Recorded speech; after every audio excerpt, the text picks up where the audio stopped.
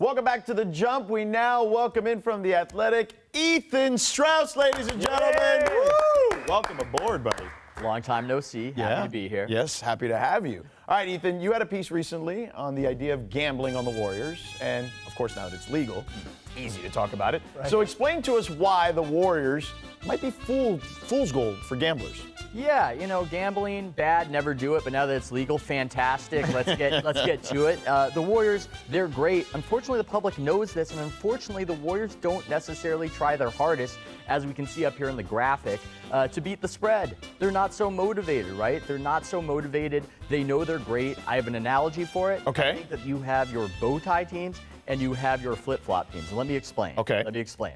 You know, like a tech billionaire, like a Zuckerberg and the social network, he walks in flip-flops. He doesn't care. Everybody knows he's rich. Everybody knows it. He has nothing to prove. Mark Cuban.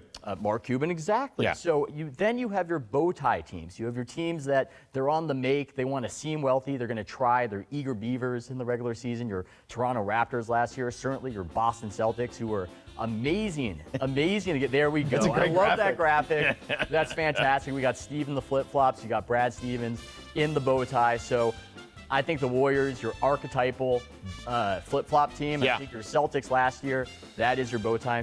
That is your bow tie team right there. Okay, fair enough. So those are the perfect examples. So basically, the Warriors have essentially hacked the regular season because they're so good, right? Like that's kind of the point.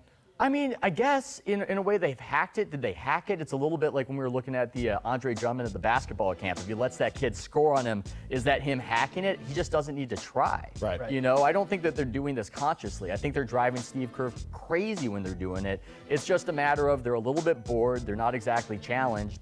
And there's just no reason for them to go for it. But thank God we have gambling. Thank God we have gambling to hold our interest in the regular season. And certainly the Warriors aren't so interested. So has that played into their roster construction, you think? It's why maybe Steve Kerr has gone away with some of the veteran-type guys, maybe young guys who are hungry, and then adding a guy like DeMarcus Cousins? Very keen observation. I know Kerr liked that move because it would give them a little bit to focus on, you know, and I think that they wanted to go younger because of that. Because with young guys, they do want to prove something. I think with the veterans, while it's nice to have veterans, it's hard to have veterans year after year after year, given what they know of the regular season. So I think you were completely correct. It completely did tie in to their construction for the regular season. All right, so here's some of the over-unders of some of the top teams in the league. So, Ethan, who are your bow tie teams going into next season? You mentioned Boston, obviously. Yeah. So I don't want to go with the Celtics again. It seems so unoriginal, but I like a great coach when I'm talking bow tie. I like a coach that is trying to maximize everything, and I think Brad Stevens is that guy. The Celtics have beaten the spread for a majority of their games, 4 seasons in a row. I'm going a 5th time in a row. I think they really want to prove that they're the best team in the East. So I like them for the bow tie. I also like the Milwaukee Bucks for the bow tie with Coach Bud there. And you know what? Let's run it back when it comes to the East. I'm not so creative. I like the idea of the 76ers trying to amplify and augment their reputation. I like the idea of the Pacers doing the same. And the Trailblazers, we're already listening to CJ McCollum saying that he hates ring chasing. Well, if you hate ring chasing, then what do you want to optimize? What do you want to prioritize? Yes, the regular season. So maybe go with Portland as well. Kevin, Royce?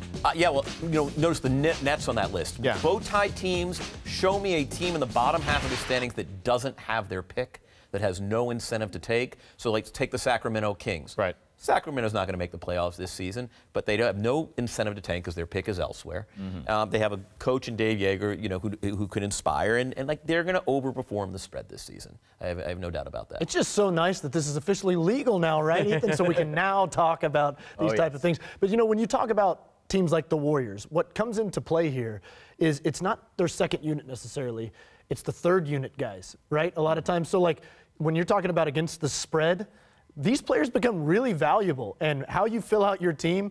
These are things that, you know, coaches and general managers don't necessarily care about. But if you're a betting man and you're looking at this team, and the Warriors have a 28-point lead and the spread is 14, you're sitting there and you're looking at Patrick McCaw or whoever it might be, and you're saying, "Hey man, I need you to hold on to this lead for me." Right. Oh, These players become very I important. should add a statistic really quick. Last season, the Warriors were minus 12.8 in games they lost. So when they lost, they really packed it in. and they just really, to quote a Mark Jacksonism, let go of the rope. All right, so how about this as my pick? A team that was previously a sandals flip-flop team, right, in the San Antonio Spurs, who now is a bow tie team because they got a lot more to prove. But you know what? The Spurs were always a bow tie team. That's kind of what made them the Spurs. Is they just? I never saw Tim Duncan in a bow tie. I'm sorry. That's true. Yeah. I mean, no, sartorially, yes. Are they a cargo There's a larger issue here, Yeah. which is I think fans who've never bet on the NBA are going to find it very difficult for this reason. Right.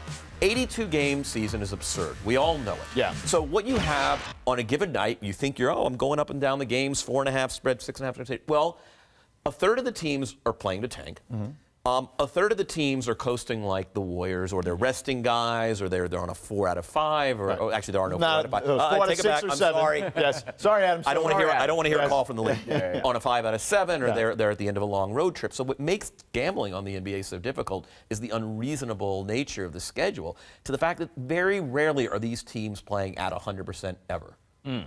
Well, you know what? I think we need a new term for those tanking teams. What about bathrobe teams? You know, you're less unemployed. You're on the couch. You spilled some perhaps instant ramen, you know, or is on your little white undershirt. Like, we need to have a new category for the tanking teams. Maybe tanking is good enough, but maybe in this construction they are the bathrobe teams, and we should also